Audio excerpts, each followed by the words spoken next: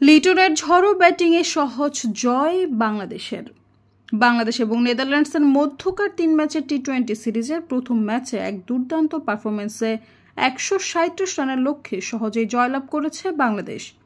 আজকের ম্যাচে অলরাউন্ড পারফরম্যান্সের সিরিজে 1-0 ব্যবধানে এগিয়ে গিয়েছে লিটন দাসের দল।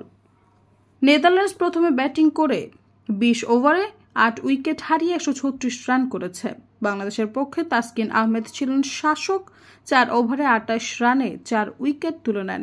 তিনি একের পর এক গুরুত্বপূর্ণ উইকেট তুলে নিয়ে নেদারল্যান্ডসের ইনিংস ভেঙে দেন। বিশেষ করে পাওয়ার প্লেতে মাস্ক ওদাউদ এবং বিক্রমজিৎ সিংয়ের উইকেটগুলো নেওয়ার পর দল পুরোপুরি নিয়ন্ত্রণে চলে আসে। এছাড়া মোস্তাফিজুর রহমান 1 উইকেটে 19 এবং সাইফ হাসান 2 উইকেটে 18 রান দিয়ে দলের জন্য আরও সহায়ক ভূমিকা পালন করেন। সৈয়দা ফারিয়া, সমযোগ।